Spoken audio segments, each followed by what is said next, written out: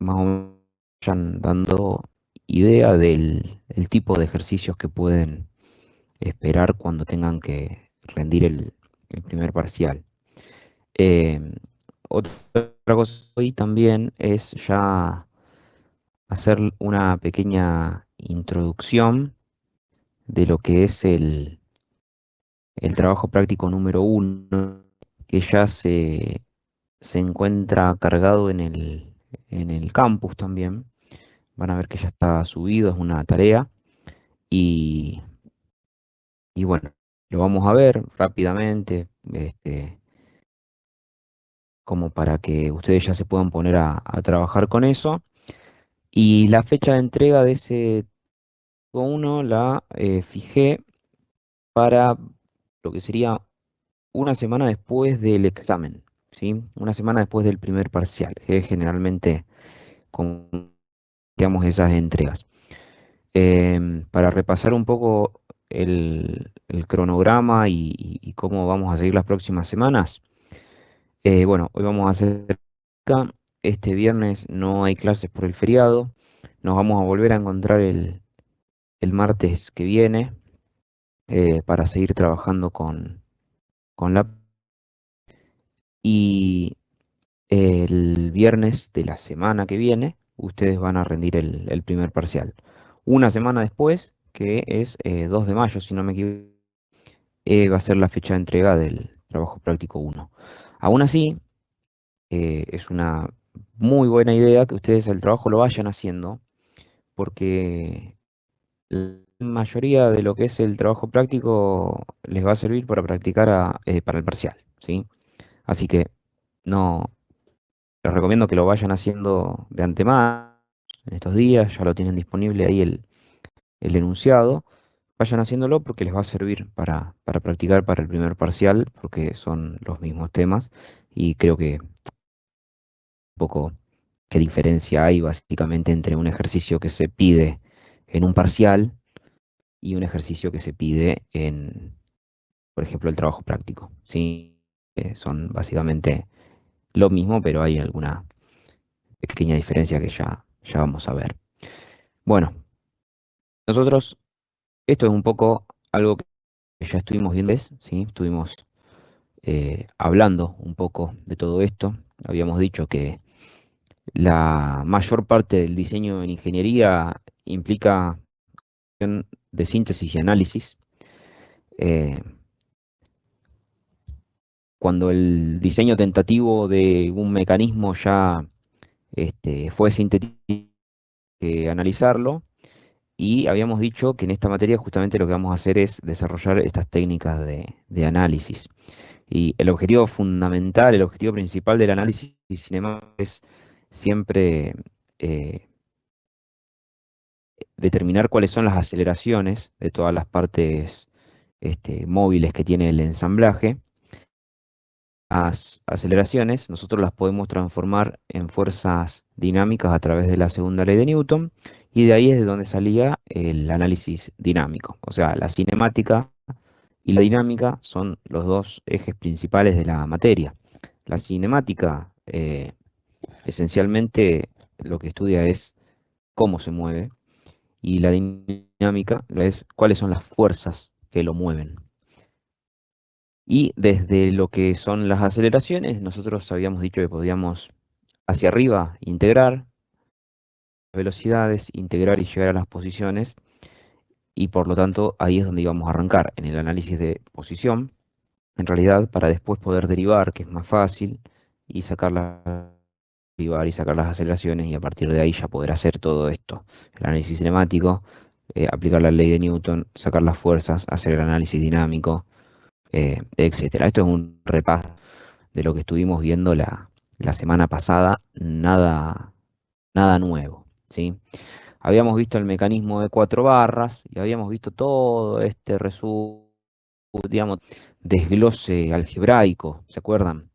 Este, Donde dijimos, bueno, el mecanismo este de 4 barras es un mecanismo que admite, de alguna forma, es un mecanismo, digámoslo así, arbitrario, que de alguna manera admite que nosotros estudiemos y obtengamos expresiones algebraicas que nos describen toda la cinemática del sistema, ¿sí? Porque en definitiva, fíjense que acá lo que nosotros estamos eh, viendo es la cinemática. Fíjense que acá nosotros estamos obteniendo teta 3, teta 4, son ángulos, son posiciones angulares. Nosotros, ¿se acuerdan que en todas estas fórmulas que tenemos acá, lo que hacíamos era decir, bueno, propongo una barra como barra de, digamos, de entrada, como barra motriz, como la barra que a mí me está generando y hago de cuenta que conozco todo lo que le pasa a esa barra, que generalmente es la barra 2, que corresponde al ángulo teta 2, y a partir de ese ángulo teta 2, que es conocido en cualquier instante, necesito obtener cuánto vale teta 3 y cuánto vale teta 4. Bueno, es esto, ¿sí? Teta 3, teta 4 en función de teta 2 y de todas las demás cosas del sistema que son constantes, ¿sí? Eran la longitud de las barras y algunas cuestiones geométricas del sistema. Eh, Habíamos visto que esto lo podíamos programar en MATLAB, ¿se acuerdan que lo hicimos de hecho? ¿Sí? Este era un poquito lo que habíamos visto la otra vez, habíamos llegado a probarlo incluso en MATLAB, animarlo, ver cómo funcionaba. Habíamos dicho este, que en realidad acá, justamente al poder del problema, nosotros simplemente con esta resolución algebraica obteníamos una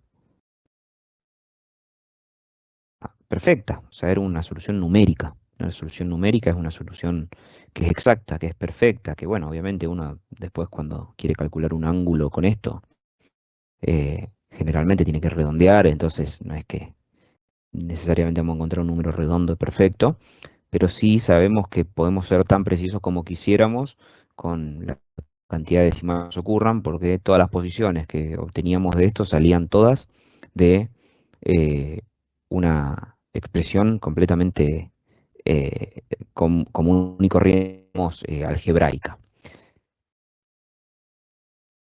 Entonces, un poco esto era lo que venía de lo de antes, obteníamos el ángulo teta 3, como obteníamos el ángulo teta 4, y todo esto no importa, la verdad es que toda esta parte de acá deviene de lo que habíamos estado viendo antes, ¿sí?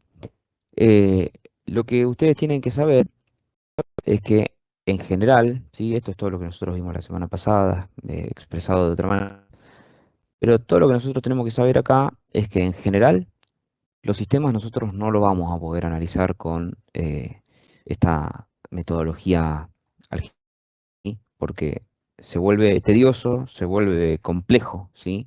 Y si el mecanismo tiene más barras o las vinculaciones entre las barras no son como las que nosotros vimos en este ejemplo, digamos, ya básicamente el análisis se complica mucho para lograrlo de esta manera.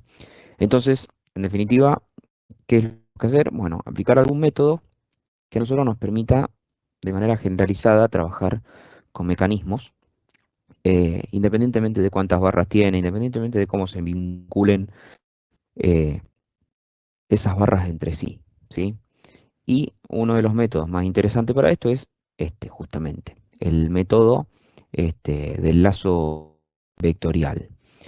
Eh, este método lo que hace es crear un lazo vectorial o varios lazos vectoriales, dependiendo de la complejidad de nuestro sistema, alrededor del mecanismo, eh, y ofrece algunas ventajas en la síntesis de mecanismos. Principalmente, ¿sí? Principalmente la ventaja que ofrece que ya eh, no necesitamos que el sistema que estamos analizando cumpla con ciertos requisitos que nos permitan que esto se pueda sintetizar de manera.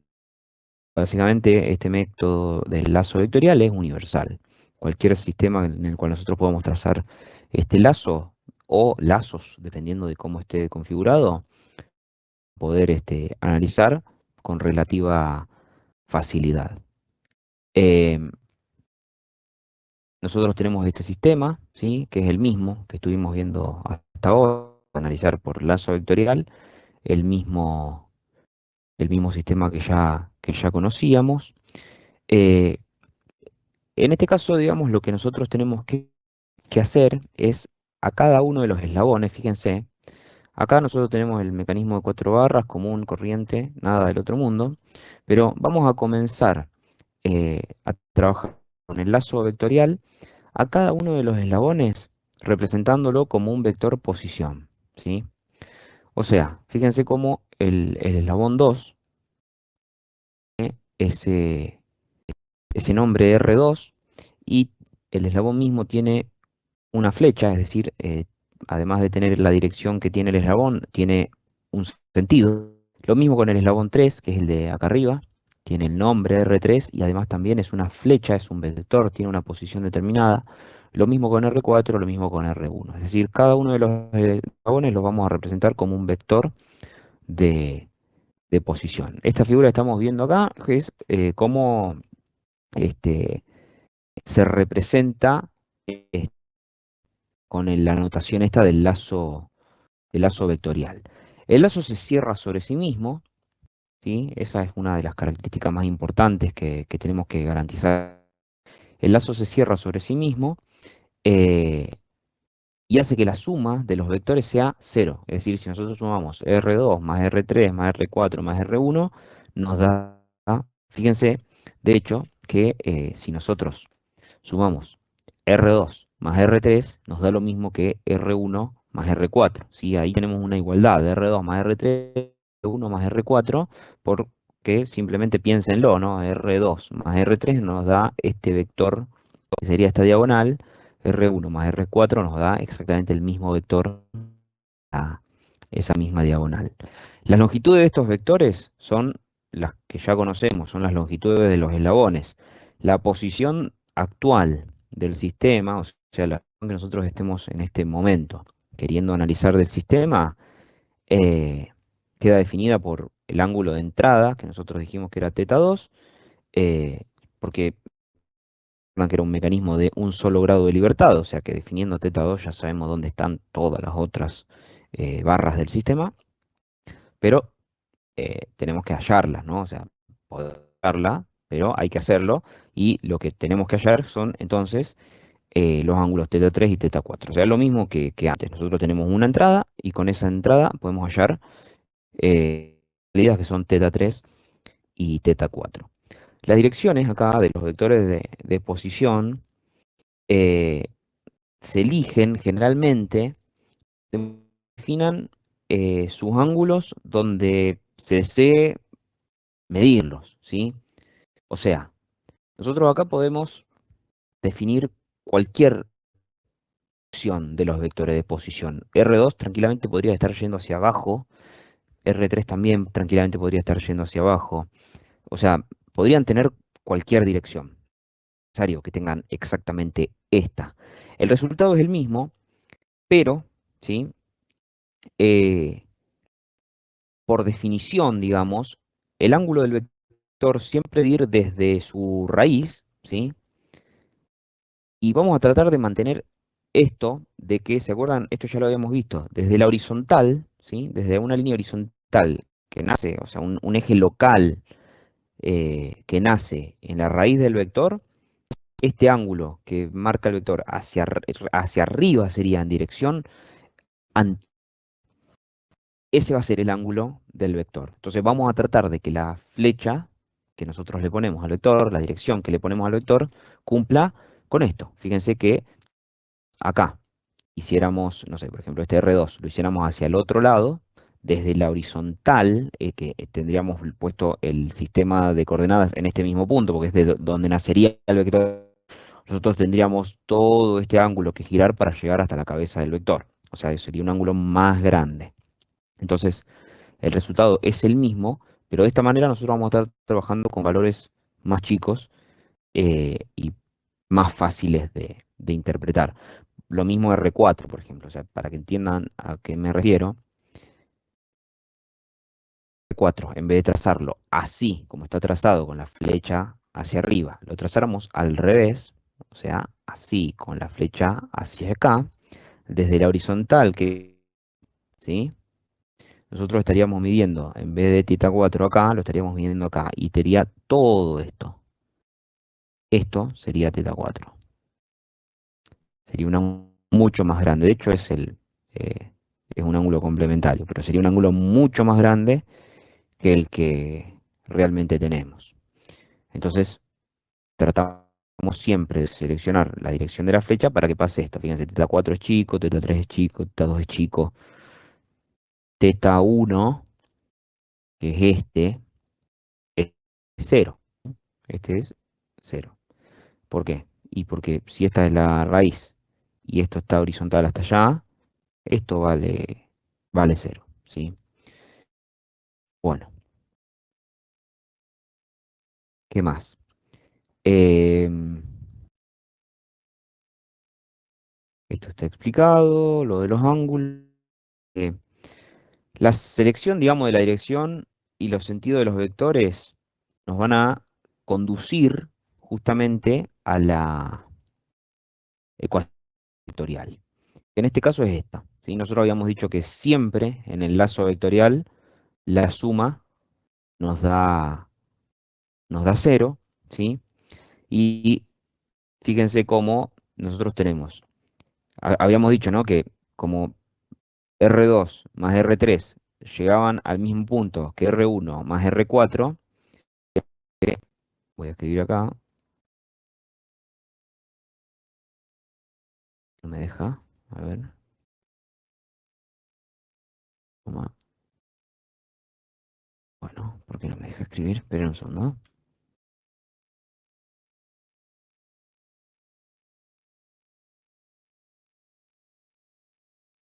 bueno, no me deja escribir, por algún motivo,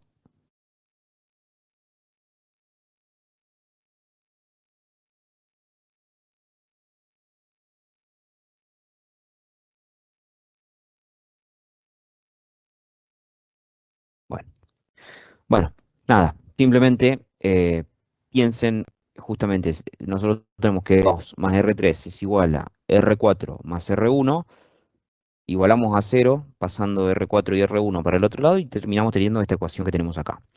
R2 más R3 menos R4, porque en realidad te estás encontrando con la cabeza de la flecha, entonces menos R4, de vuelta, menos R1, porque te estás encontrando con la punta de la flecha, igual a cero. Y esto cierra nosotros el lazo vectorial, o sea, fíjense que en esta suma de vectores nosotros partimos del punto 2 y pegamos toda la vuelta y volvimos a llegar al, al punto 2.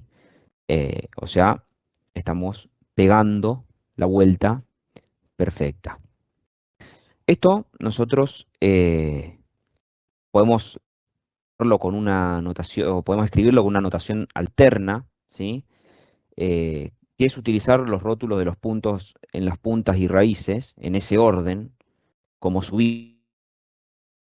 eh, Hay una convención que dice que podemos omitir el segundo subíndice si el punto, el origen, si es el origen del sistema, o sea, el origen del sistema de coordenada global, que en este caso sería el punto O2. O sea que si el punto es el origen del sistema, alguno de los puntos es el origen del sistema, podemos ignorarlo. Pero fíjense, acá tenemos el vector R2, vamos a esta notación, que en realidad sería RaO2, ¿sí? RaO2, RaO2, siempre primero la punta es la raíz, R3, que es RB A punta raíz, R4, R, B o 4 y R1, que en realidad sería R o 4 o 2, pero como obviamente O2 es el origen de coordenadas, lo podemos ignorar, ¿sí? Entonces es simplemente R o 4. Esta es otra, esta es otra notación. ¿Qué pasaría si nosotros elegimos otro sentido para alguno de los vectores? Absolutamente nada. El lazo cambia, esta ecuación cambiaría, pero no nos afectaría en absoluto. Por ejemplo, si nosotros acá consideráramos R4', ¿sí? Que sería simplemente decir eh, esto, o sea, R4 cambia de dirección, nos va a cambiar la ecuación, ¿sí? Nos va a cambiar, porque ahora vamos a tener R2 más R3 más R4 va a ser igual a R1.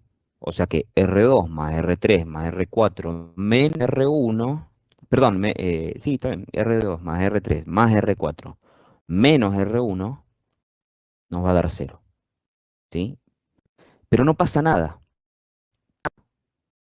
Esto pareciera que tuviéramos un millón de formas distintas de, de escribir esto y sería poco lógico que el resultado nos dé exactamente lo mismo, pero ahora hay que tener en cuenta esto, justamente lo que apareció acá en pantalla, que ahora, cuando nosotros estemos calculando el tita 4, ya no vamos a estar calculando este teta 4 de antes, vamos a estar calculando que yo les tracé después, ¿sí?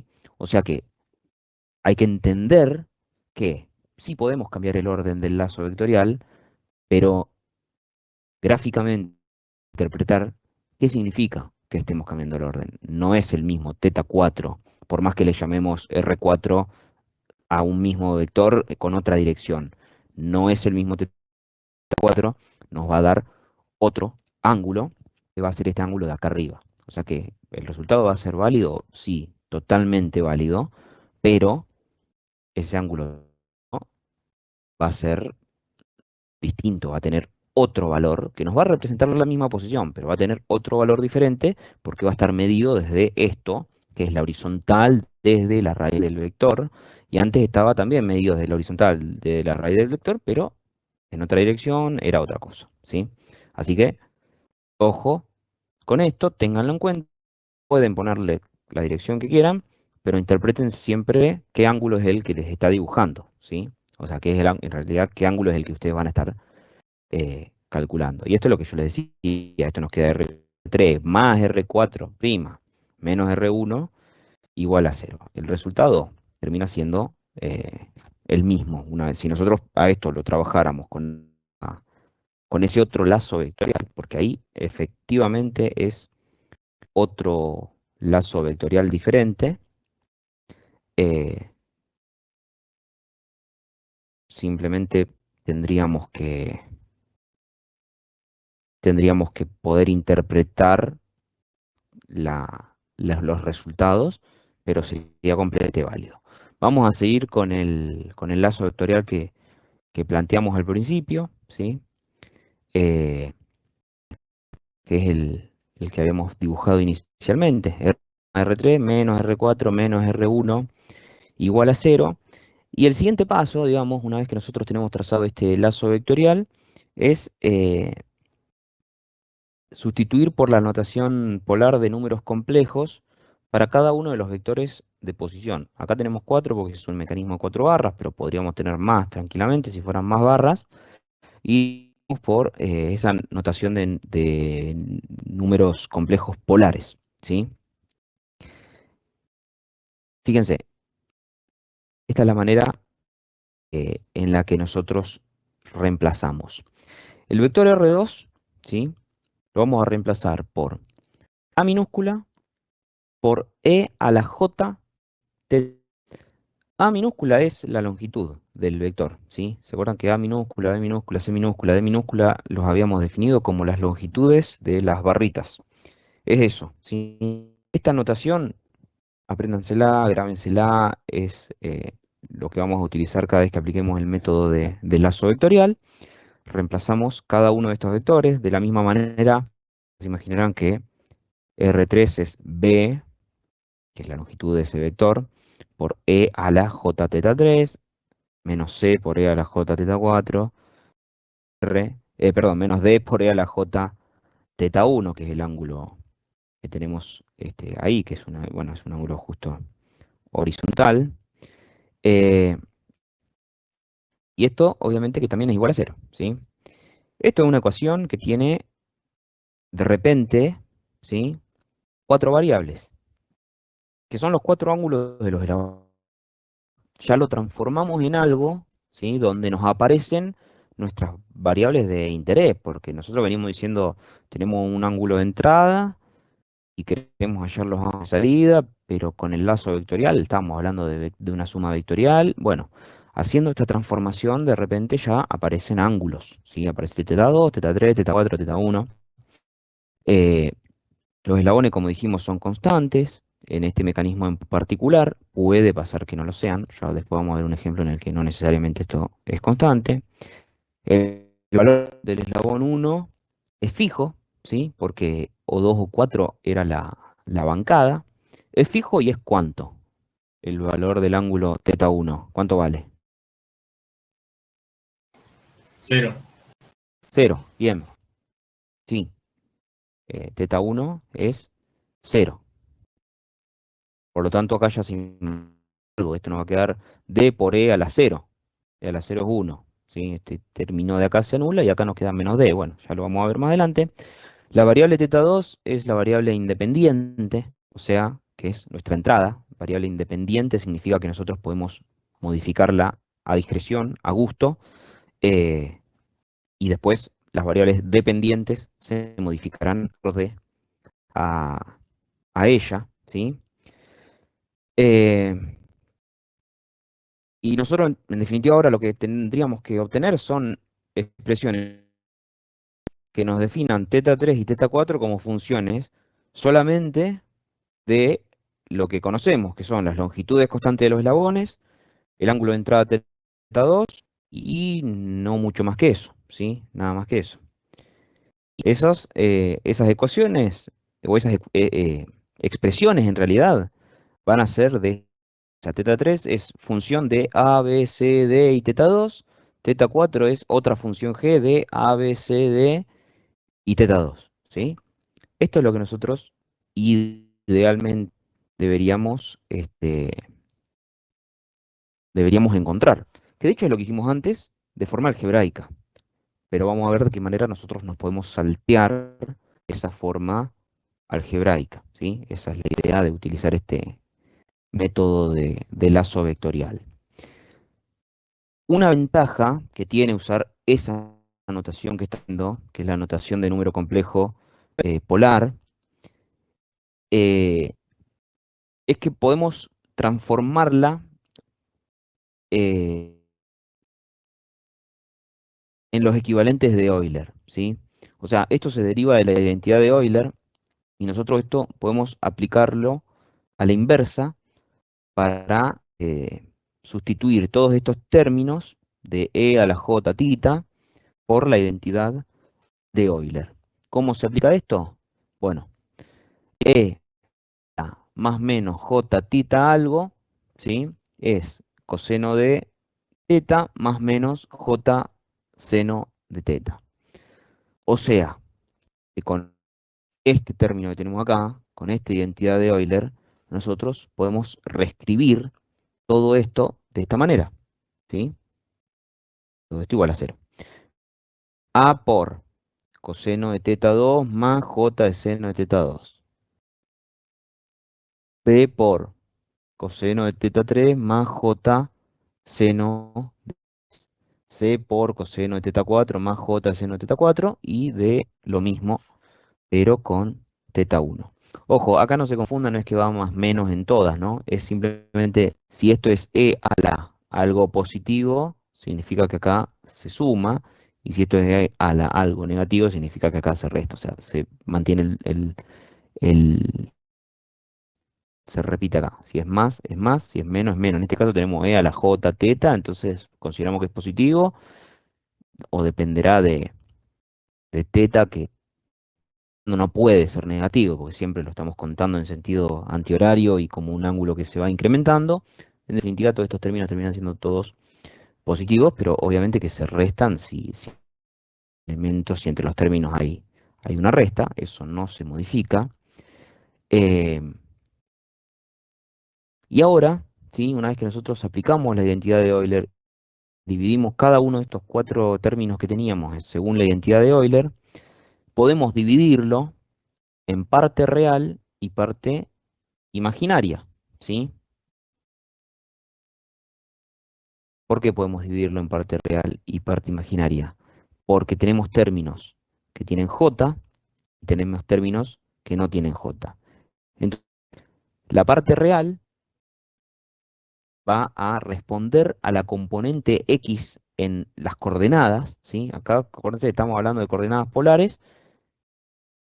siempre tenemos la parte real y la imaginaria, que en realidad es una se condice con la componente x y la otra se condice con la componente y, ¿sí? Entonces, la parte real es la que tiene coseno, la parte imaginaria es la que tiene j, ¿sí? Y simplemente los separamos. Cada una de las ecuaciones va igualada a cero, ¿sí? A por el coseno de teta 2, más B por el coseno de teta 3, menos C por el coseno de teta 4, menos D por el coseno de teta 1, igual a cero. Y J por A por el seno, más J por B por el seno, más J por C, más J por D, todo eso es igual a cero. Las J las eliminamos. ¿Por qué? Porque ¿por qué podemos eliminar J de esta segunda ecuación? ¿Qué dicen? Factor común y te queda cero. Bien, factor común, o sea, tenemos J en todos los términos que están a la izquierda de la igualdad, dividimos por J todo y listo, o sea, todo dividido J. Nos terminamos eliminando la J y nos queda A por el seno, más B por el seno, menos C por el seno, menos D por el seno, igual a C, ¿sí? Eh, por otro lado, sabíamos que teta 1 era igual a 0, ¿sí? Por lo tanto, el coseno de 0 es 1, y esto nos termina quedando simplemente D. Fíjense que es lo mismo, o sea, bueno, ahora vamos a ver otra consecuencia de esto, pero eh, esto es 0, teta 1 es igual a 0, y el seno vale 0, ¿sí? O sea que directamente acá se nos elimina todo este término, ¿sí? Todo este término acá se elimina.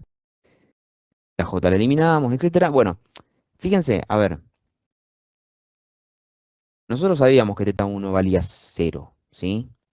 Por lo tanto, digamos que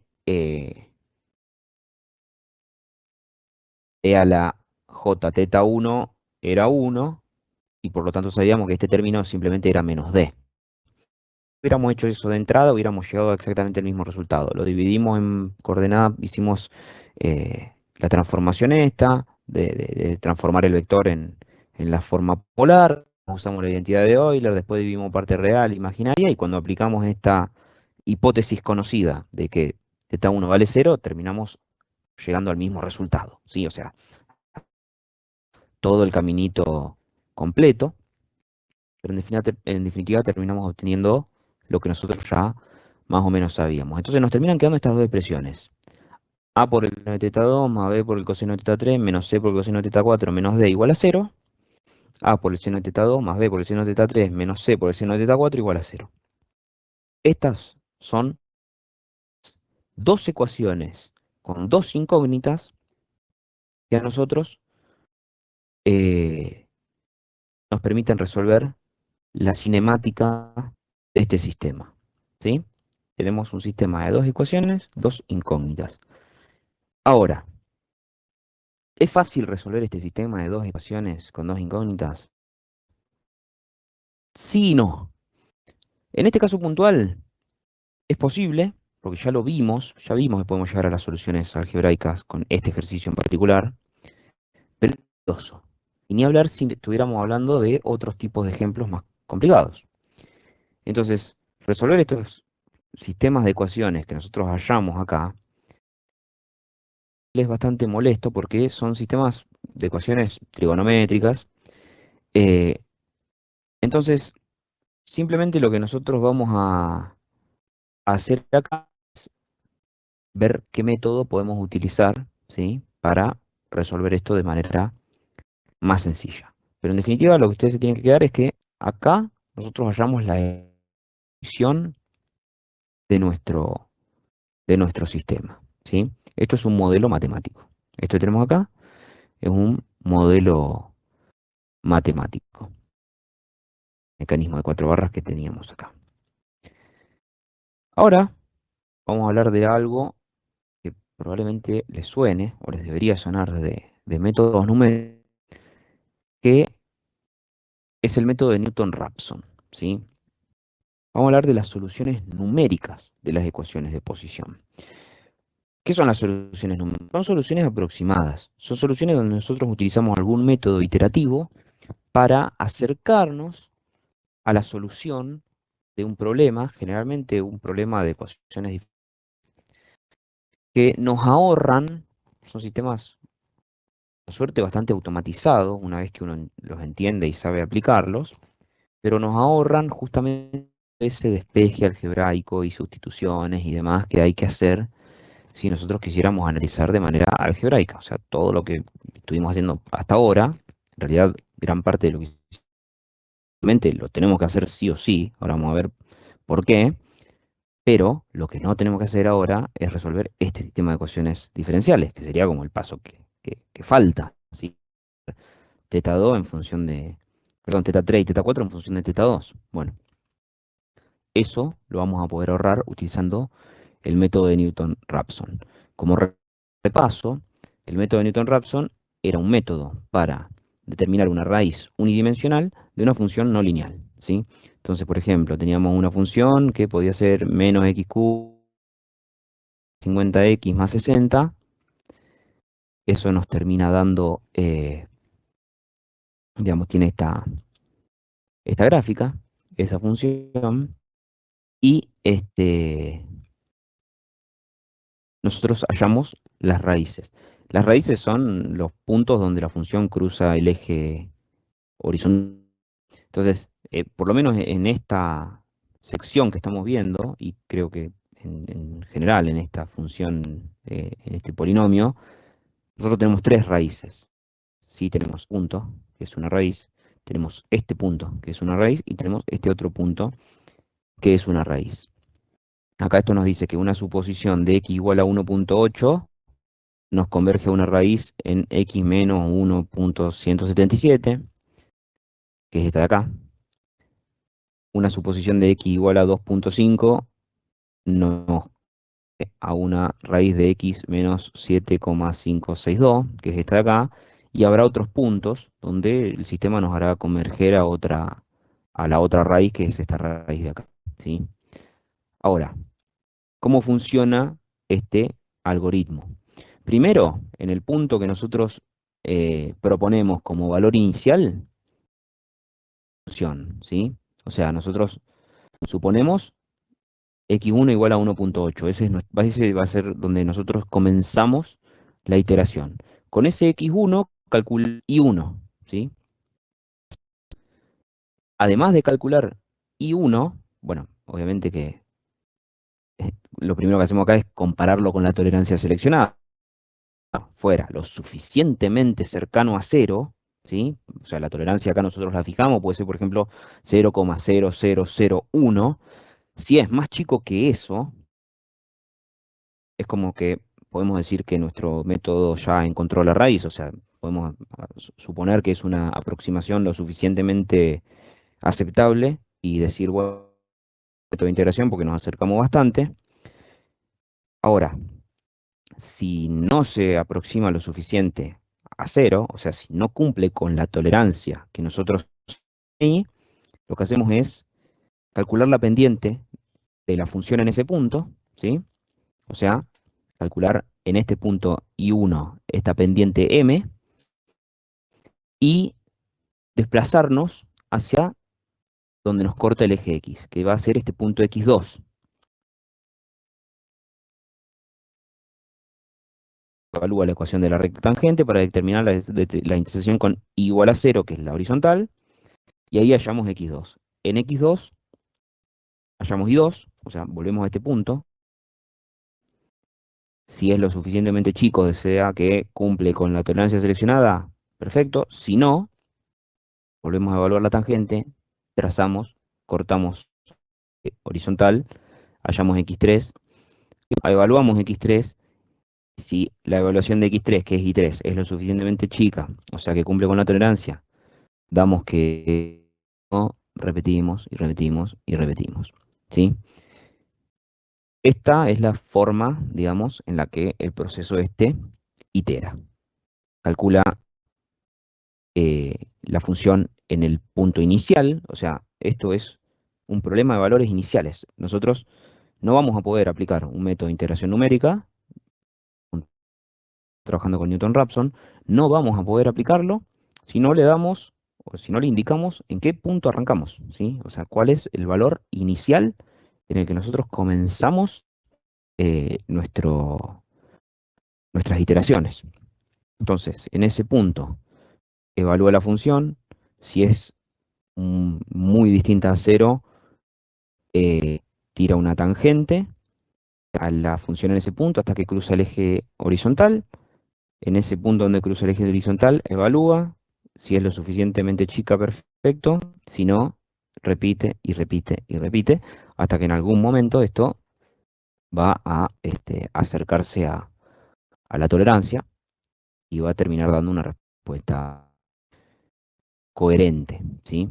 Pero esto, bueno, esto que estábamos Perfecto. viendo, sí, Una decime, pregunta. sí. ¿Unidimensional significa simple o cómo sería? ¿O escalar? ¿Qué? Significa que acá estamos trabajando con una sola función. O sea, estamos hallando la raíz de una función única, por decirlo de alguna manera. Pero, los sistemas que nosotros acabamos de ver antes, si me vuelvo un poquito para atrás, a ver si va para atrás. Acá, por ejemplo, nosotros estamos trabajando con un sistema de dos, ¿sí? Entonces acá ya no nos sirve esto de unidimensional. ¿Se entiende? O sea, acá unidimensional significa eh, que estamos trabajando con una raíz única, no de un sistema de ecuaciones, no de un sistema compuesto por múltiples funciones. ¿Sí? Ok, ok. Yes. De nada. Ahora vamos a eso, ¿sí? Determinación de raíces multidimensionales. O sea, cuando nosotros queremos hallar raíces de un sistema de ecuaciones, o sea, ya no de una ecuación, tema de ecuaciones, vamos a generalizar la expresión como esto, y bueno, esto no es necesario que se lo aprendan todo de memoria, pero esta expresión que tenemos acá, la derivada de la por un delta x va a ser igual al opuesto a la matriz que contiene a todas las funciones que nosotros estemos queriendo hallarle la raíz, ¿sí? Y en este vector delta x, esto es lo que se conoce como el vector de error, ¿sí? O sea, en este vector delta x nosotros vamos a tener el error que estamos cometiendo en cada una de las iteraciones. Por lo tanto, nosotros vamos a buscar que este delta x sea cada vez más chico, ¿sí? Entonces se introduce el término delta x, el cual se aproximará a cero a medida que se converge la solución, y es el que se comparará con el valor de tolerancia. O sea, acá el delta x es lo que estamos comparando constantemente a la tolerancia. Entonces, un problema multidimensional va a tener un conjunto de ecuaciones, ¿sí? F1, F2, Fn, a diferencia de el anterior, que era una única función, ese polinomio que teníamos. A esto nosotros lo vamos a llamar B, Vamos a tener las derivadas parciales para obtener los términos de las pendientes, que fíjense que es esto, ¿sí? F', ¿sí? F', al ser derivadas de todas estas funciones, justamente son los que nos van a dar los términos de la pendiente, que es M, en este caso, pero para múltiples funciones a la vez, que van a ser derivadas parciales. Eso nos va a dar la matriz A, y los términos de error son un vector. Esto es un vector, los otros dos son matrices, que va a ser delta de x1, delta de x2, hasta delta de xn. Este es el vector x, ¿sí? Esto puede ser un poco complejo, pero van a ver que ahora todo esto va a cobrar bastante sentido cuando veamos ejemplos prácticos. En definitiva, esto que nosotros tenemos acá, ¿sí? Esta ecuación que tenemos acá, la vamos a transformar como en A por X igual a menos B, ¿sí? O sea, esta es la ecuación, esta es la matriz B, matriz A, vector X igual a menos B. Nosotros tenemos que lograr expresar nuestro sistema de esta manera. Si nosotros logramos expresar nuestro sistema de esta manera, ¿sí? Vamos a poder aplicar el método de Newton-Raphson de manera computacional, ¿sí? O sea, para repasar un poco, nosotros lo que estamos viendo acá en esta diapositiva es el pasaje del método de Newton-Raphson unidimensional a su generalización en múltiples dimensiones. O sea, esta es la forma general del método de Newton-Raphson. Esta generalización es útil para resolver sistemas mecánicos complejos, que son los que involucran varios grados de libertad. Por ejemplo, el mecanismo de 4 barras con múltiples posiciones, perdón, se me fue. El mecanismo de 4 barras con múltiples posiciones angulares interrelacionadas, que es lo que nosotros venimos viendo hasta ahora. Entonces, acá en vez de una sola ecuación, trabajamos con un conjunto de ecuaciones no lineales. Esto nos lleva a usar derivadas parciales para calcular las pendientes de cada una de las funciones involucradas. Y la matriz A contiene esas derivadas parciales, representa lo que se conoce como el jacobiano del sistema, ¿sí? O sea, esta matriz A que nosotros vamos a hallar se conoce como el jacobiano del sistema. En ocasiones, la corrección para cada variable se va a calcular con una ecuación, que ya la vamos a ver más adelante, y en definitiva, poder formular el problema que tenemos acá eh, es muy importante. En problemas que sean multidimensionales de cinemática, por ejemplo, la solución de estos que nosotros estamos trabajando, poder llegar a esta expresión es quizá lo más importante. ¿Por qué? Porque esta expresión que nosotros hallamos de esta forma, se la pone a algún software y, en definitiva, hallar la, la solución numérica, ¿sí? Solución numérica. Acuérdense del delta X, estamos hablando de que ese vector de error va a tender a que cada uno de sus términos sea cada vez más chiquitito. En algún momento, nuestro método de integración numérica va a cumplir con la tolerancia que nosotros le especifiquemos, que va a ser, no sé, por ejemplo, los términos de delta X tienen que ser, hay muchas formas de establecer las tolerancias. Nosotros podemos ponerle al vector, simplemente el vector X, podemos ponerle un módulo máximo. Entonces, no importa que cada una de los valores sea chico, sino que en general el módulo sea chico, más, más dependiente de todos los valores a la vez, o podemos definir que cada uno de los valores sea lo suficientemente chico, pero en definitiva, nosotros vamos a establecer una tolerancia. Cuando el vector cumpla con esa tolerancia, el método de integración va a parar y nos va a devolver cuáles son los valores en los que paró porque la tolerancia estaba cumplida. Ese valor en el que paró el método y que nos devuelve y que nos dice la solución de este problema es este número, ustedes ya saben que no es exacto, ¿sí? Ustedes ya saben que simplemente frenamos, que, no sé, nos resulta lo suficientemente cercano para la mayoría de las cosas que uno puede hacer. Esto es así, o sea, ya está, estamos en un número lo suficientemente cercano de la solución. ¿Para qué queremos mayor precisión? Pero no es una solución exacta. Eso ya lo tenemos que tener claro, ¿sí? Lo tenemos que tener bien claro entre solución exacta, solución analítica. Ahora, vamos a trabajar de forma puntual y esto va a quedar bastante más entendido. Vamos a aplicar el método de Newton-Raphson a lo que ya venimos trabajando, que es este sistema de 4 barras. La ecuación de lazo vectorial del mecanismo de 4 barras, separada en su parte real e imaginaria, proporciona el conjunto de ecuaciones que definen los dos ángulos de eslabón desconocidos. O sea, esto que tenemos acá, ¿sí? La función 1 es a por el coseno de 2 más b por el coseno de teta 3 menos c por el coseno de teta 4 menos d igual a 0. Eso ya lo habíamos hallado antes. La función f2 es a por el seno de teta 2 más b por teta 3 menos c por el seno de teta 4 igual 0. Son las dos ecuaciones que hallamos antes cuando aplicamos el lazo vectorial, lo transformamos los vectores a la notación de coordenadas polares, después aplicamos la identidad de Euler y simplificamos, separamos la parte real, la parte imaginaria, un par de cositas porque había unos ángulos que nos lo permitían, obtuvimos esto, ¿sí? F1, F2. Ahora, esto, F1 y F2, es el vector B, perdón, es la matriz B, ¿sí?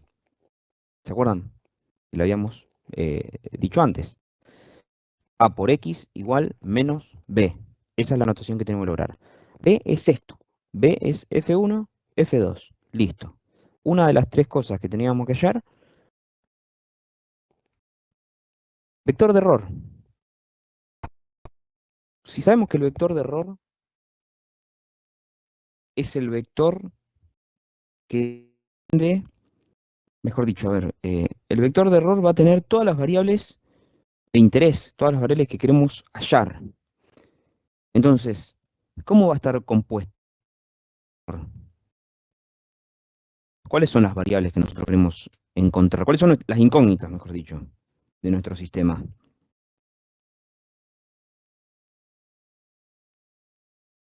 ¿Cuáles son las incógnitas acá? Vamos a eso, a lo básico, que ya sabemos. Teta 3 y teta 4. Teta 3, teta 4, sí. Esas son las incógnitas de este sistema, ¿sí? Sin dudas. Bueno, el vector de error del sistema es delta teta 3, delta teta 4. Simplemente, ¿sí? El vector X, ustedes saben que la incógnita es teta 3, teta 4. El vector X es delta teta 4. Ese delta teta 3, delta teta 4 es lo que nosotros estamos siempre queriendo que tienda a 0, ¿sí? Cuando esos dos tiendan a 0 es porque vamos a hallar la solución que buscamos. Y las derivadas parciales de esto son derivadas parciales F1 y de F2 respecto a justamente teta 3 y teta 4, ¿sí? Entonces, A, que es el jacobiano del sistema, es la derivada parcial de F1 respecto a teta 3, la derivada parcial de F1 respecto a teta 4, la derivada de F2 respecto a teta 3, la derivada parcial de F2 respecto a teta 4. ¿Sí? Antes de que aparezca acá ya todo resuelto, vamos a tratar de razonar esto, de sacarla. Derivada parcial de F1 respecto a teta 3, de esta expresión de acá arriba. ¿Sí? Díganme ustedes.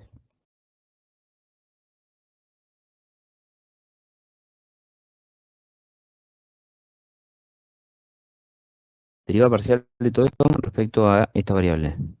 Menos b por el seno de teta 3. Menos b por el seno de teta 3. Esta expresión se va porque no tiene teta 3. Esta se va, esta se va. Y la derivada del coseno es menos seno, o sea que menos b seno de teta 3. Acá nos va a aparecer menos b seno de teta 3. Derivada parcial de la función 1 se va, menos c por el coseno, esto es menos el seno, o sea que nos va a quedar c por el seno de teta 4. ¿Sí? Derivada parcial de F2 respecto a teta 3, venimos acá, respecto a teta 3, b por el coseno de teta 3, F2 respecto a teta 4, menos c por el coseno de teta 4. Lo siguiente, y esta es la expresión A, esta es la matriz A. Ese es el jacobiano. El jacobiano del sistema, a ver qué dice acá, también nos indica algo sobre la resolución. Solo puede resolverse si el determinante del jacobiano no es cero. ¿Se acuerdan del determinante que era esto por esto menos esto por esto? ¿Sí? Así cruzadito. Bueno, nunca puede ser cero ese determinante. Si el determinante nos da cero, el sistema no se puede resolver. Bueno, hay un par de implicancias ahí dando vuelta. Pero bueno, ese es el jacobiano. O sea, esencialmente tenemos A, X, B. A por X igual a menos B. Esto por esto es igual a menos esto. ¿Sí? Esta es la expresión de Newton-Raphson para resolver el mecanismo de 4 barras. ¿Sí? ¿Qué hago hincapié en esto? Porque hasta acá, les diría que hasta este cuadrito acá, es donde ustedes van a tener que resolver en un parcial. ¿Sí? En un parcial, sí o sí, 100%, les vamos a dar un mecanismo de barras y van a tener que hacer todo esto que nosotros hicimos hoy. Plantear el lazo vectorial, aplicar la notación de coordenadas polares, aplicar la identidad de Euler, dividir parte real, parte imaginaria, simplificar, armar las funciones de F1, F2, armar el vector B, el vector X, el vector A y plantearlo de forma matricial así. ¿Sí? Esto es 100% un ejercicio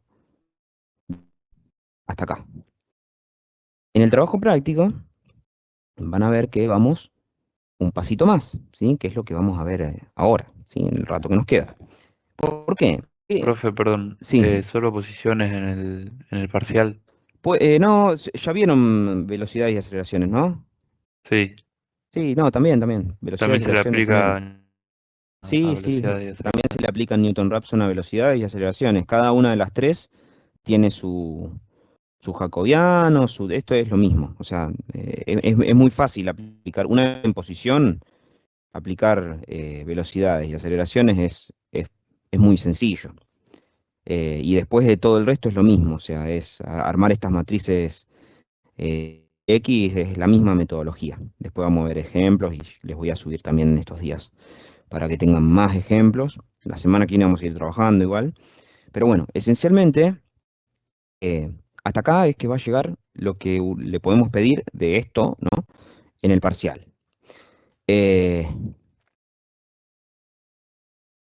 a partir de acá es como que si realmente quieres resolverlo, bueno, ya necesitamos un método computacional, necesitamos tener una computadora a mano. Entonces, en el trabajo práctico van a ver que sí, se sigue más allá de esto. ¿Por qué? Y porque el trabajo práctico lo pueden hacer en MATLAB y resuelven esto utilizando MATLAB, que ahora vamos a ver un poco cómo es que se hace, ¿sí? Entonces, tenemos el sistema este de 4 barras, tenemos los eslabones que conocemos la longitud A, B, C, D, ya lo sabemos. Tenemos una variable independiente 2.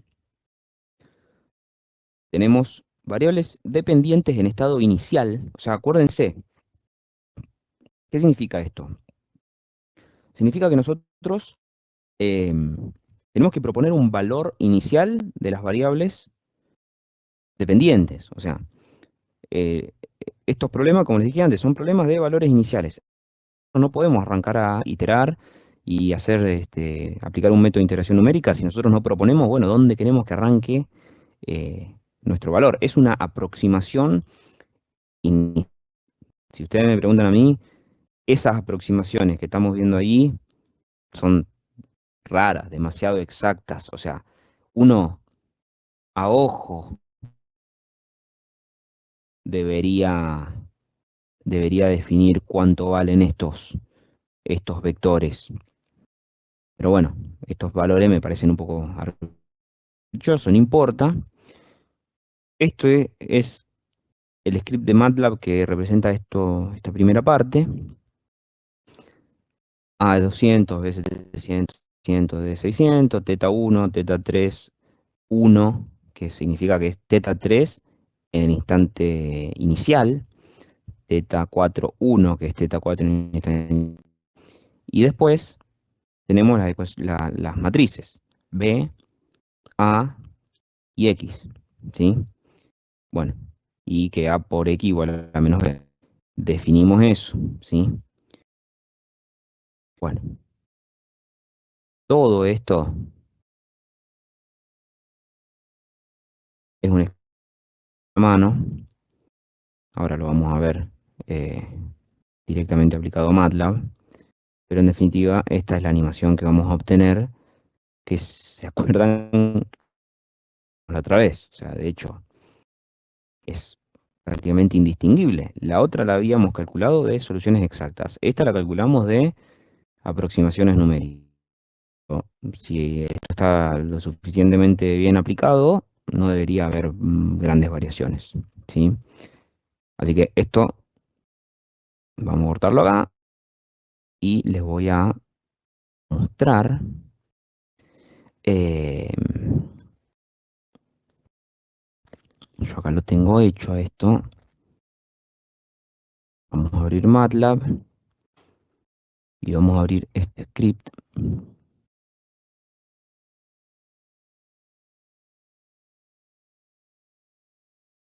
Que me lo voy a robar.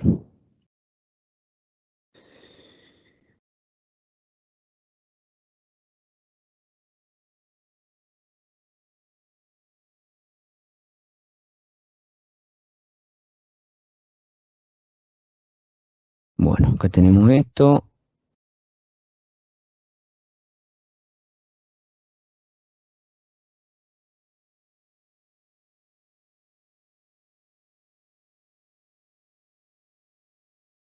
Abrimos el script y bueno, lo mismo que estuvimos viendo recién, ¿sí? Tenemos primero una parte que es la que nos va a calcular las posiciones. Fíjense que acá definimos la matriz B, definimos el jacobiano, ¿sí? A, que es el jacobiano. X decimos que es A sobre menos B. O sea, básicamente acá estamos definiendo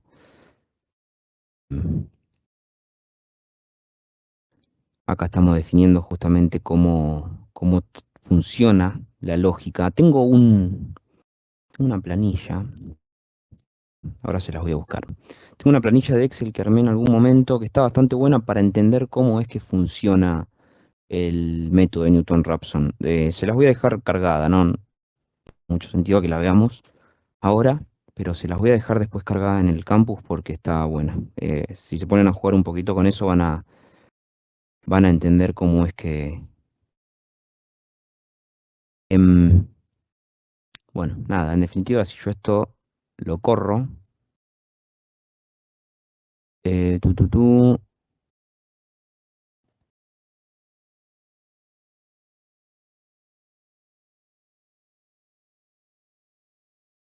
bueno,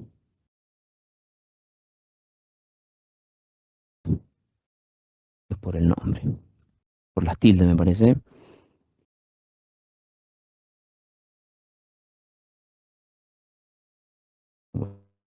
Newton Raphson 4 barras.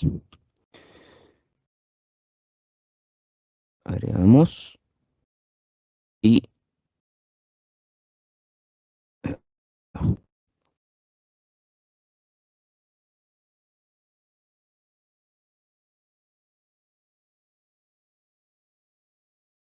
bien, perfecto. Funciona sin problema, ¿sí? Funciona sin problema.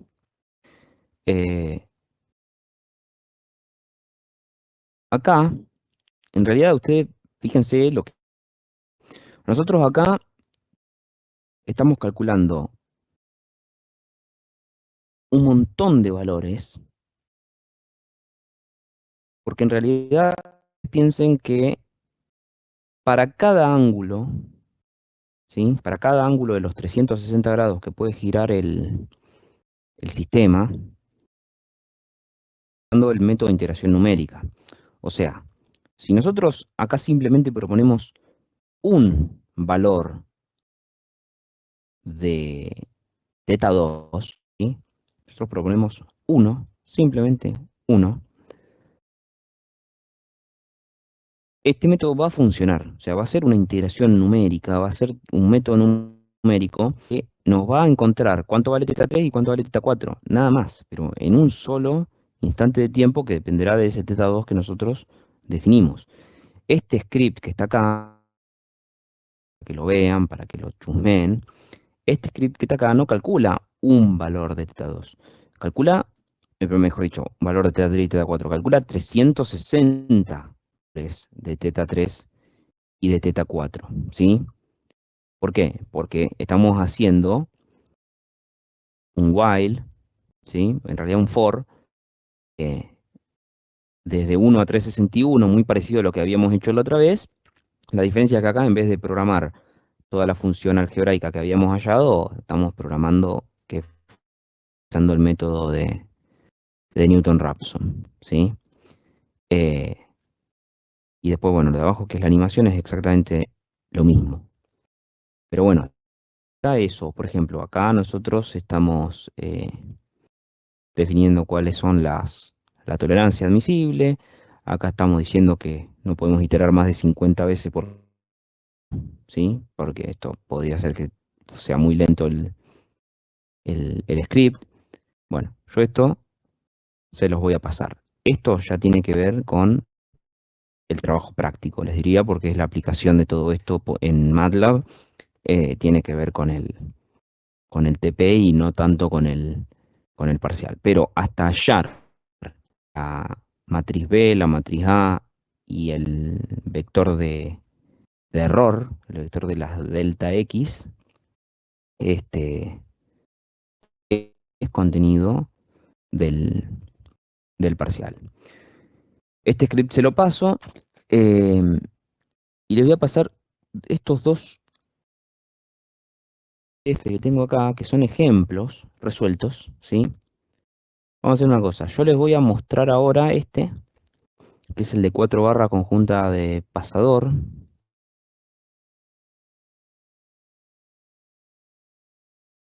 Que es, literalmente es el mismo que acabamos de resolver, ¿sí? Pero es que, fíjense, está completo, ¿sí? O sea, miren, esto es, yo les voy a mostrar este ahora y después el otro se los voy a dar para que lo analicen ustedes. Está muy bueno. Este mecanismo manivela corredera tiene un pequeño detalle que no es para nada difícil de entender, pero que lo distingue del muy interesante. Les voy a pasar los dos. Vamos con este. Esto es lo que nosotros acabamos de ver, ¿sí? No es nada del otro mundo. Nosotros acabamos de trabajar con esto. Fíjense, es un examen, ¿sí? Esto es un examen. Primer parcial del primer semestre de 2017, examen libre de febrero de 2018 y exámenes también. No creo que les tomemos esto, sinceramente, porque ya es lo que venimos trabajando muy fuerte y no creo que sea este ejemplo exacto. El enunciado, digamos, los 3 puntos que les pedimos probablemente sean exactamente lo mismo, va a cambiar el sistema. Primero, determina el número de eslabones, los tipos, número de junta y el número de grado de libertad del mecanismo. Sí, pura. ¿Cuántos eslabones hay? ¿Qué tipo? Y qué cantidad de juntas, número de grado de libertad que tiene. Fíjense que aplica acá la fórmula de Grubler, etc. Utilice el método del lazo vectorial para hallar las ecuaciones de posición, velocidad y aceleración del mecanismo. ¿Sí? Lazo vectorial. Hallar posición, velocidad, aceleración. Punto C. Defina el vector B, la matriz jacobiana A y el vector X.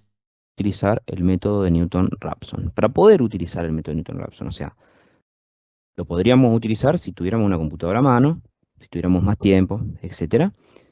En el parcial, esto. Definir el vector B, encontrar la matriz jacobiana, definir el vector de error X y dejarlos expresados. Eso es todo, ¿sí? Entonces, fíjense, acá dice, para poder describir la posición usamos cuatro vectores, R1, R2, R3 y R4. La ecuación de la vectorial es R2 más R3 menos R4 menos R1 igual a 0. Acabamos de ver. Sustituimos por esto que es la forma polar. Sustituimos con la identidad de Euler. Se divide en parte imaginaria, ¿sí? Después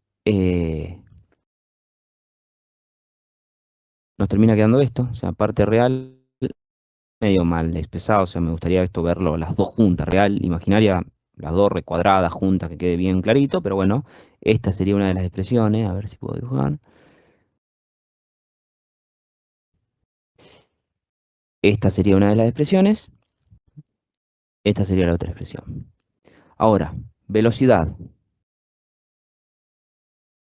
Eh, hay que diferenciar, perdón, respecto al tiempo. Entonces nos termina quedando esta expresión de acá, ¿sí? Derivamos esto, que era respecto al tiempo. Entonces terminamos teniendo esta expresión.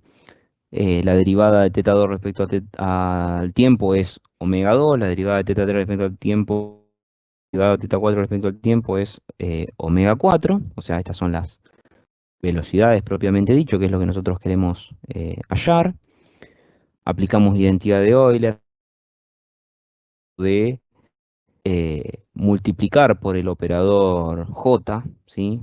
Porque sabemos que j cuadrado es menos 1, entonces acá aplicamos esto que seguramente ya lo vieron con Germán, y encontramos la parte real y la parte imaginaria. Para describir la aceleración, lo mismo. De la velocidad en este caso y volvemos a derivar. Otra vez sabemos que j cuadrado es menos 1, bla, bla, bla. Nos empieza larga, eso sí, es verdad. Pero en definitiva terminamos encontrando la parte real y la parte imaginaria. Las aceleraciones. Mismo acá, real, imaginaria de la posición. Y el apartado C, que era el último, definir vector B jacobiana para poder utilizar el método de Newton-Raphson. Si es para la posición, para la velocidad, para la aceleración. Por lo tanto, si no les especifica nada, yo lo haría de las tres cosas. De última, preguntan ahí en el momento. Pero es lo mismo, o sea, es el mismo método.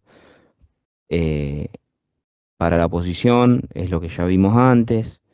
Para la velocidad lo mismo. F2 y eso obviamente nos cambia la derivada parcial y demás, pero el vector X es el más fácil, es delta omega.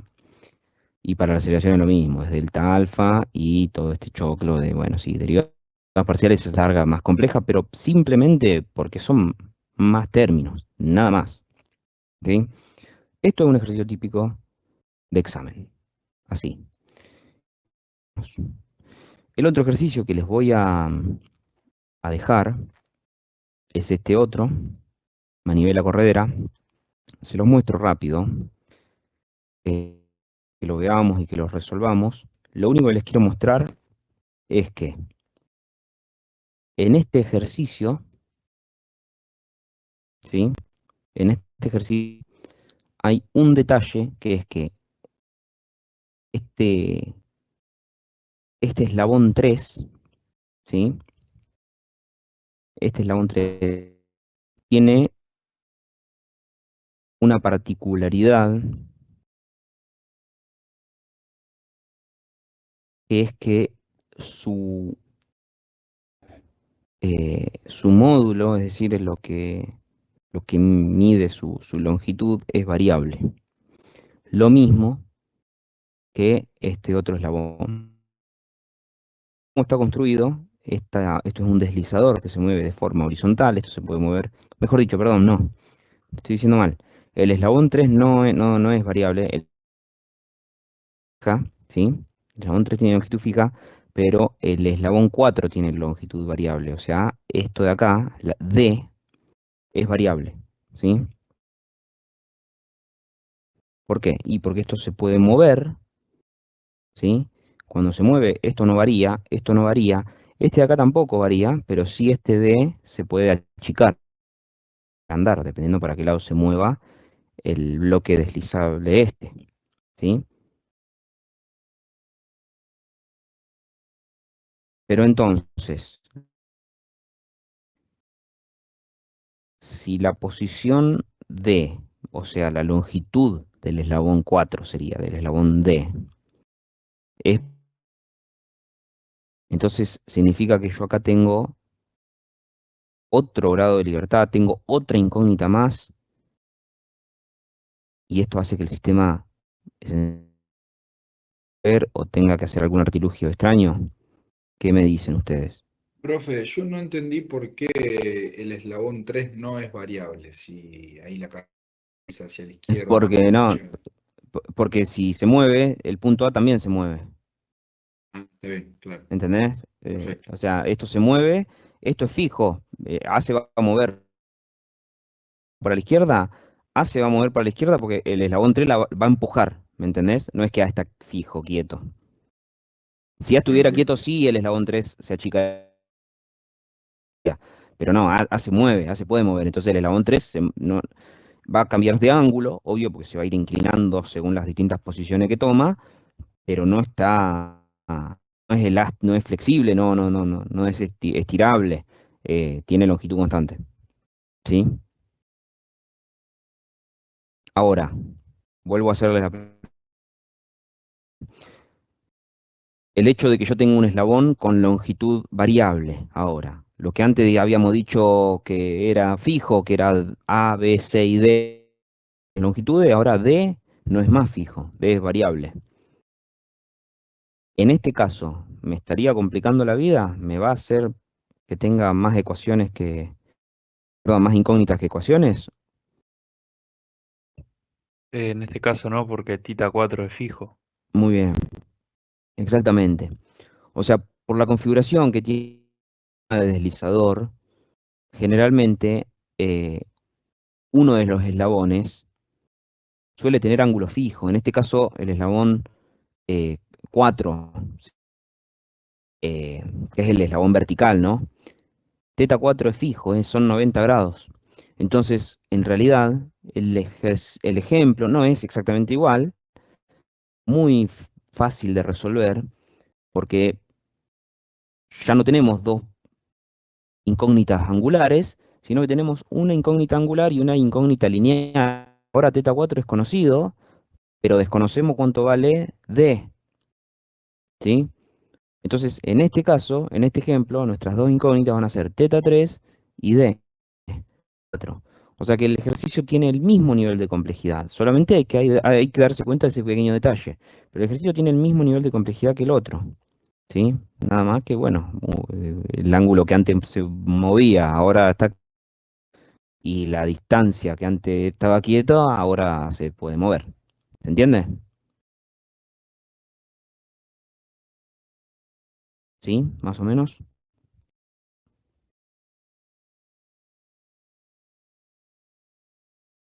Sí, pero el método y la forma de cargarlo es la misma, digo. Sí, sí, sí. Lo mismo. Nuestro. Para que lo intenten resolverlo. Intenten resolverlo ustedes antes de verlo, pero hasta acá está todo resuelto. Igual que el otro, son ejercicios que ya se los dejé resueltos para que lo como consulta, digamos, y puedan ver cómo se resuelven. Pero mi consejo es que intenten resolverlo antes de ver la resolución. Y sí, van a hallar que la resolución es muy similar. Sí, es muy similar a lo otro. Em,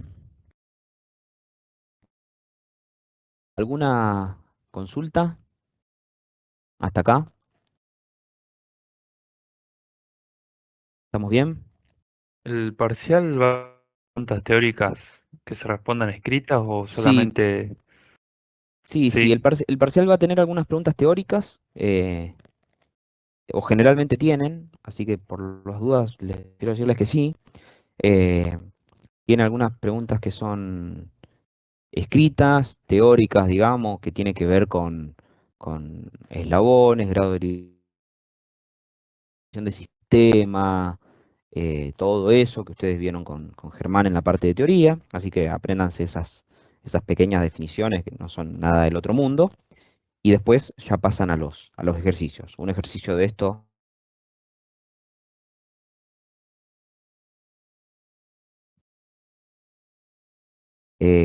bueno, después algún otro ejercicio seguramente también, ¿sí? Todavía nos quedan ver algunos temas en práctica que vamos a ver la semana que viene. Esperen que les quiero mostrar. Mientras tanto, si quieren hacer alguna consulta, vayan preguntando.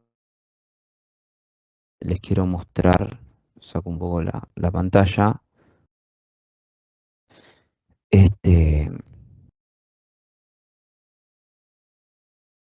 trabajo está subido.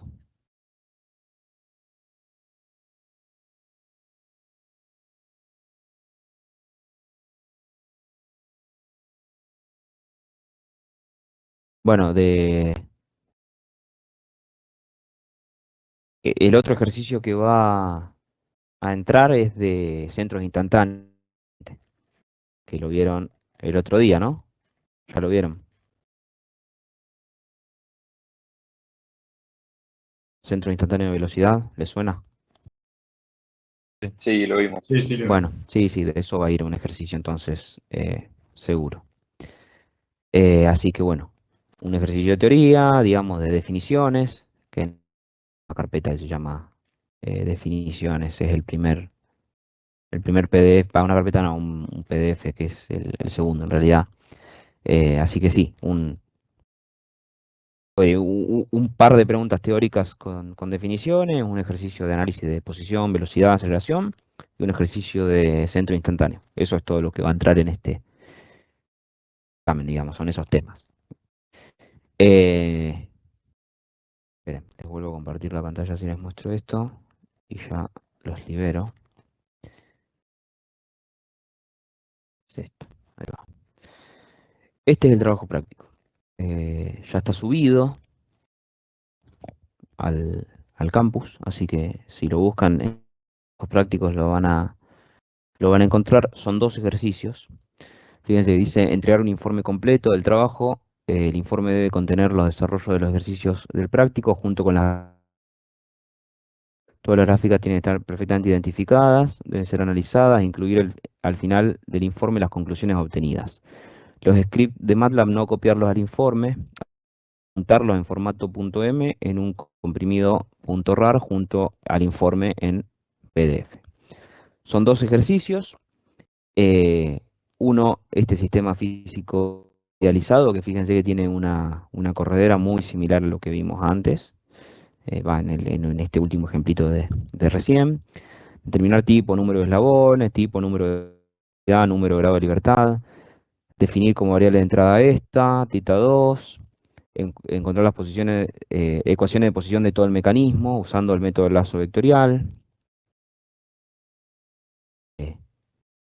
En la posición mostrada, el eslabón 2 está a 51 grados respecto al eje X global. Usé el método gráfico de centro instantáneo para calcular las velocidades de los puntos. Esto también ya después lo vamos a practicar, pero muy sencillo. Proceder con el método de lazo vectorial para encontrar las ecuaciones de velocidad y ecuaciones de... Bueno, nada, después todo el resto son todas cosas de MATLAB, ¿sí? Aplicar MATLAB a esto y hallar gráficas, curvas, todo. Sí, no se preocupen, les va a salir sin problema y sobre todo toda esta primera parte, les diría que bueno, hasta acá, ¿no? Eh, Esta parte que menciona de un libro, olvídense, eso no va porque no lo vimos desde ya. Olvídense de este ítem E, que es el que menciona lo del libro, sáltenlo. vayan directamente al F, que ya es aplicar Newton-Raphson, pero todo esto hasta acá, A, B, C, D, es 100% lo que van a tener que hacer después en el parcial. Después, en este otro también se les pide analizar este sistema, que es un brazo excavador. Pone acá los lazos, ¿sí? O sea, una ayudita. Se les proponen un poco cómo pueden pensar los lazos vectoriales. Arranquen a resolver. Les quiero decir demasiado porque creo que si les digo 2 o 3 palabras clave, prácticamente ya se los resolví.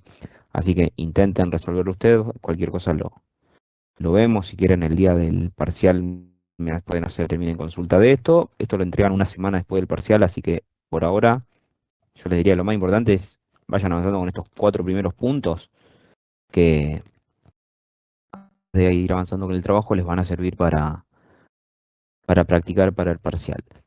¿Por qué es muy importante este trabajo práctico número 1? Porque el trabajo 2 depende de esto. O sea, nosotros acá en este trabajo 1 hacemos el análisis de posición, velocidad, aceleración. En el trabajo número 2 vamos a tomar este mismo, pasar a hacer el análisis de fuerzas dinámicas y todo eso, o sea, toda la segunda parte de la materia. Entonces, no se cuelguen con este trabajo, porque si no hacen este, no van a poder hacer el otro. Y si no lo hacen bien, así que bueno, pónganle ganas a este, no es difícil, pero pónganse con tiempo, concentrados, háganlo bien, que si este trabajo práctico lo resuelven, tendrán una buena base para poder trabajar en el segundo, ¿sí? Pero bueno, por hoy eso es todo. Yo les voy a compartir todo esto que estoy viendo hoy. Les voy a compartir también ese Excel que tengo armado del método de Newton-Raphson, que lo armé, digamos, como una forma bastante fácil de meter algunos valores y hallar resultados de algunos pasitos de integración que hace a mano la plantilla. Em, y les voy a compartir ejercicios resueltos que les estuve mencionando, que les mostré antes, ¿sí? El segundo, el que tiene el deslizador, intenten resolverlo sin mirarlo. Y después comparan con el resultado, que está ahí todo resuelto. Pero bueno, esto es un poco, por lo menos de estos temas, lo que se va a pedir en el parcial. La semana que viene de teoría, acuérdense, este viernes no hay clase, es feriado, el martes que viene volvemos a tener teoría. Vamos a ver el último tema, digamos, de prácticos que nos falta, que es lo de centros instantáneos de velocidad. Y después ya el viernes de la semana siguiente sería el parcial. El lunes se entrega el TP, todo a través de la plataforma, ¿sí? Bueno, si no tienen ninguna duda, quedan liberados, chicos. No, profe, gracias. No, profe, gracias. Parcial es el otro viernes, ya te digo. 25, sí, exacto. La fecha de entrega del trabajo es el 2 de mayo. De nada. Yo quería preguntar si esa fecha se puede pasar a una semana. Literalmente rendimos la semana que viene, miércoles, viernes, y luego el lunes después de fin de semana. Bueno, bancame, que me anoto ya mismo. Em, y mañana lo hablo con Germán. Generalmente no hay problema, así que Perfecto. yo les confirmo. Dame un segundo.